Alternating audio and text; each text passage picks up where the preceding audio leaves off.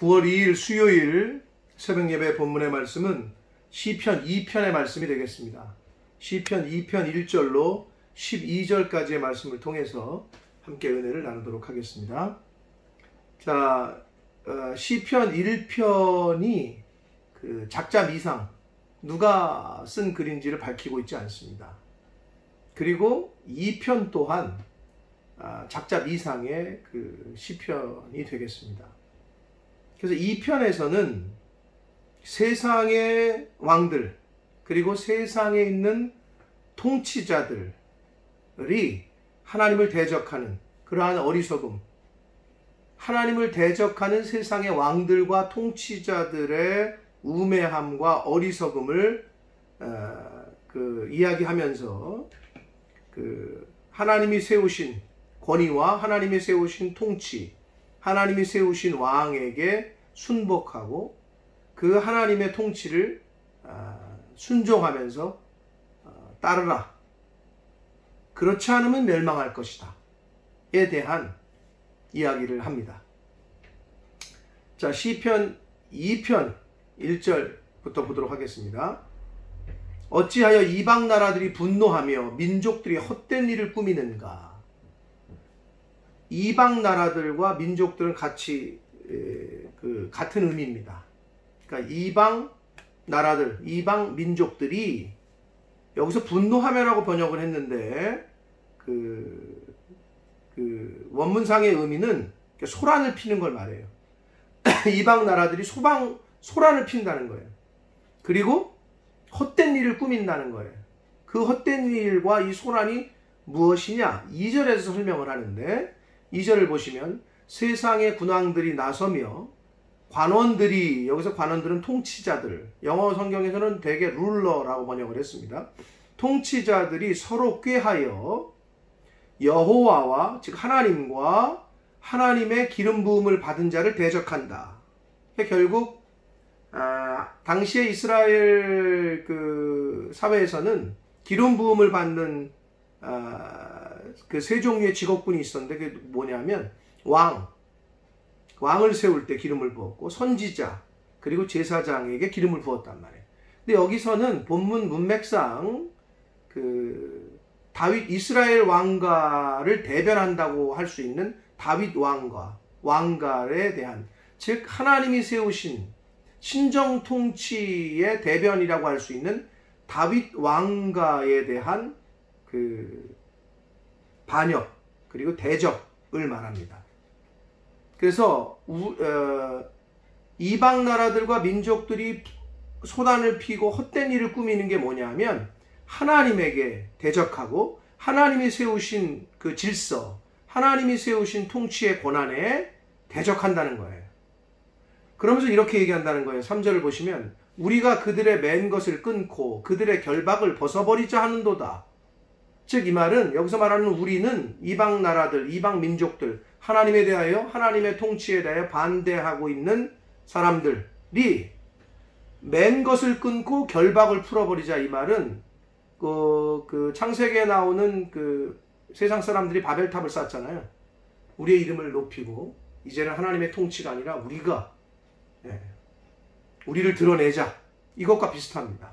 즉 맨 것을 끊고 결박을 벗어버리자라는 얘기는 하나님의 통치에서, 하나님의 이 핸들링하는 그것에서 이제 벗어나자. 이제는 우리가 자주적으로 우리끼리 우리가 원하는 대로 한번 살아보자. 이런 걸 말합니다. 참 어리석은 거죠. 근데 이 당시뿐만 아니라 오늘날의 인간들도 지금도 마찬가지입니다. 하나님이 세우신 질서에 순종하고 말씀에 순종하고 살아가면 복인데 자꾸 이걸 깨려고 그래. 이걸 벗어나려고 그래. 그러니까 멸망길로 들어서는 거거든요. 그래서 4절을 보면 하늘에 계신 이가, 즉 하나님이 웃으신다는 거예요.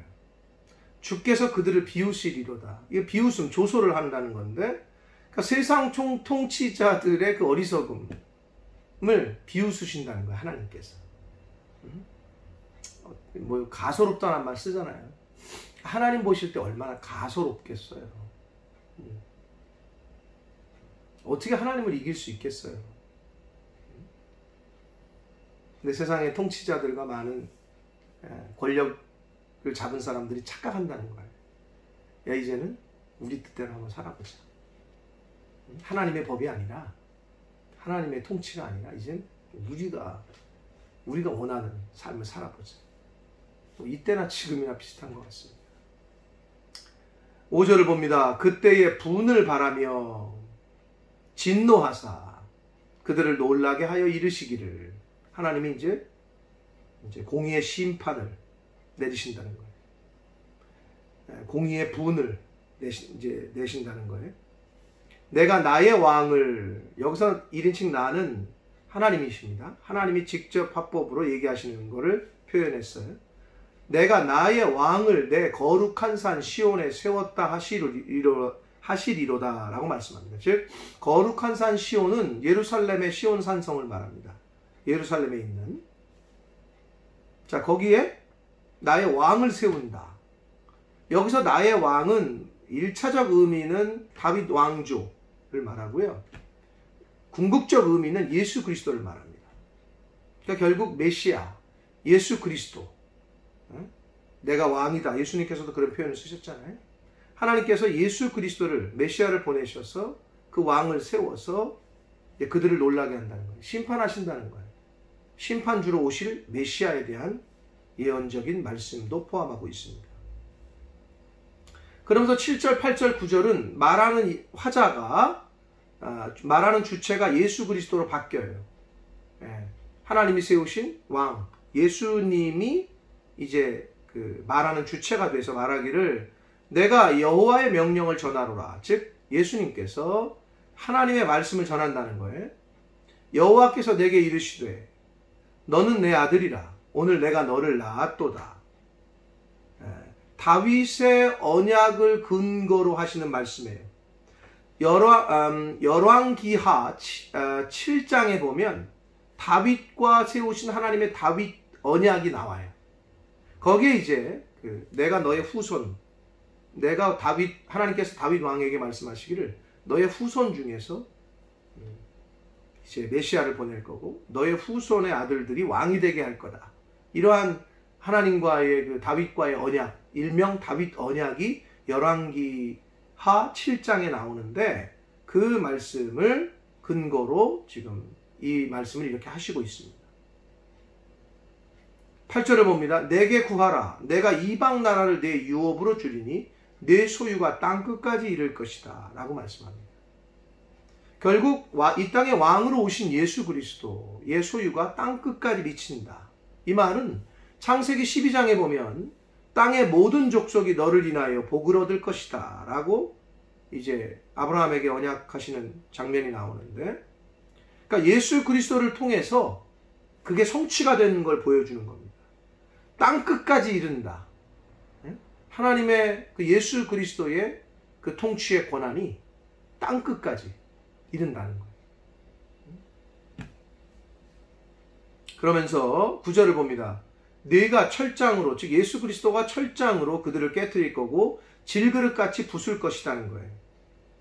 왕에 대한 어떤 힘, 통치, 권한, 파워 이런 걸 보여줍니다. 결국 세상의 모든 권세는 예수의 발 앞에 무릎을 꿇게 될 거라는 것을 비유적으로 말씀합니다. 깨뜨리고 부술 것이다. 그러니까 세상의 모든 권한, 권력이, 영원한 권력이 어디 있습니까? 다 한 기한이 있고, 또 권력 잡았다가 내려오는 사람들 보면, 우리나라를 예를 들면 뭐 최고의 권력을 잡아 대통령이 감옥 가잖아요.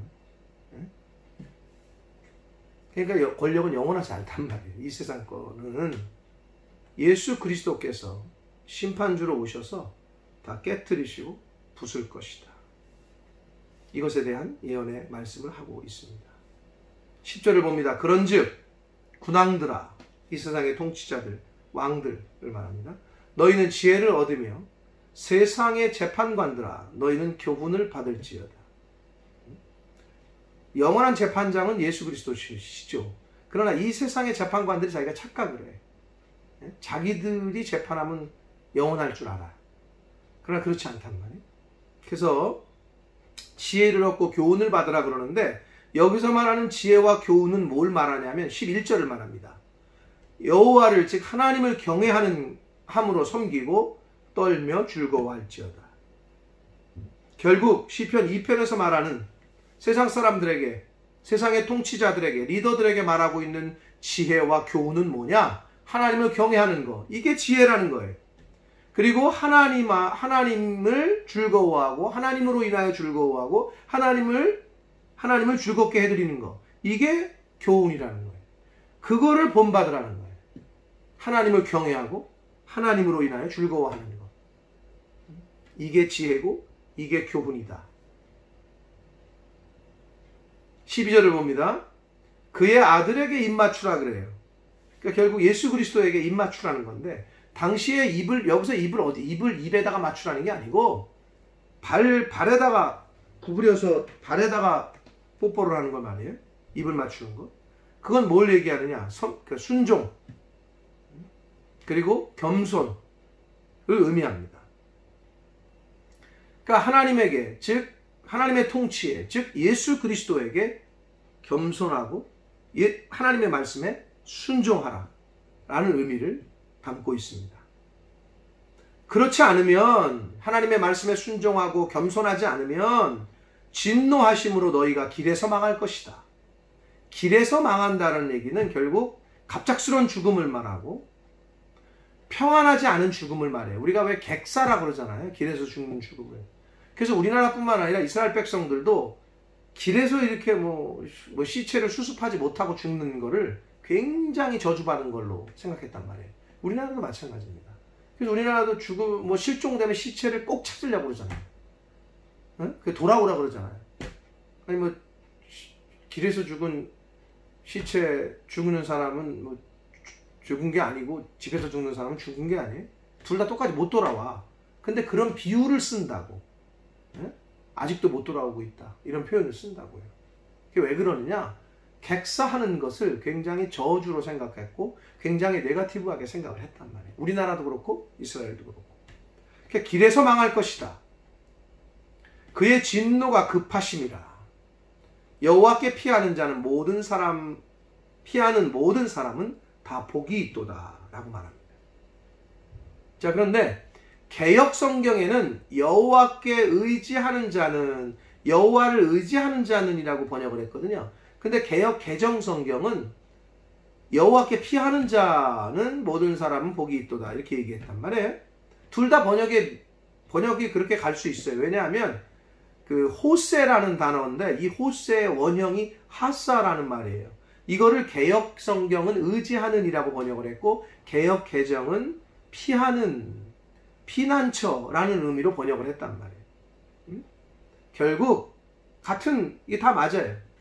여호와를 의지한다는 거는 여호와께 피한다는 거예요.